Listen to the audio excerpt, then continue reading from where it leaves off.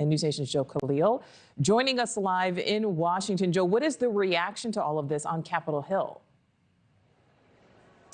Well, from here on the Hill, Nichole, the conversations I've had, I think the big takeaway is that Democrats are pointing to the results in both Wisconsin and Florida and taking away a sign that they see as a glimmer of hope that after having lost the White House and both control of the House and the Senate, they feel like this is at least a sign that voters may be shifting away out of frustration for President Trump, the administration, and particularly in Wisconsin, frustration with Elon Musk as well. Remember, Musk himself really inserted himself into the race in Wisconsin. He put tens of millions of dollars behind Brad Schimmel, the judge that he preferred to win, the more conservative leaning judge. And not only did Schimmel lose that race, but in a state like Wisconsin that swings back and forth between 2 and 3 or 4 points, he ended up losing that race, as you see, to Susan Crawford by about 10 points.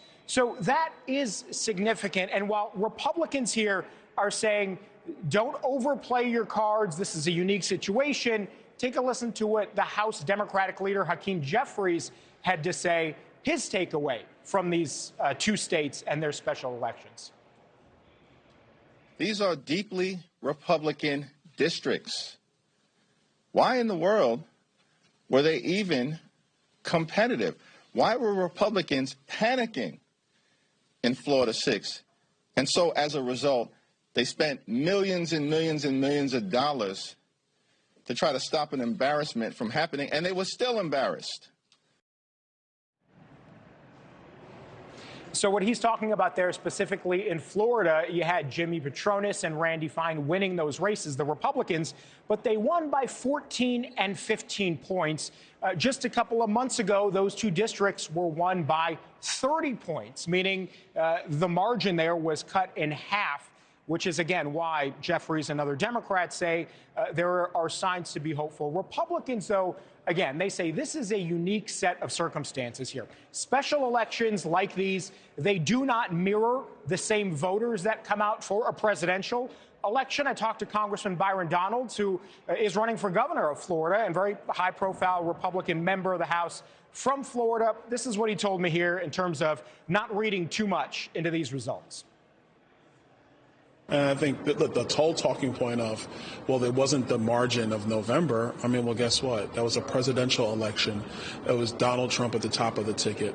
When you're dealing with special elections, like the voting turnout is just simply not the same. And just as a matter of fact, Nichole, Congressman Donalds is correct in that the voter makeup is significantly different when it comes to a presidential election versus these specials. However, that hasn't stopped Democrats from looking at these results and saying they could take lessons away moving forward. All right. Joe Khalil, live for us there in Washington. Thank you. Thanks for watching. Go to joinnn.com to find News Nation on your screen. And don't forget to click the red subscribe button below to get more of News Nation's fact-driven, unbiased coverage.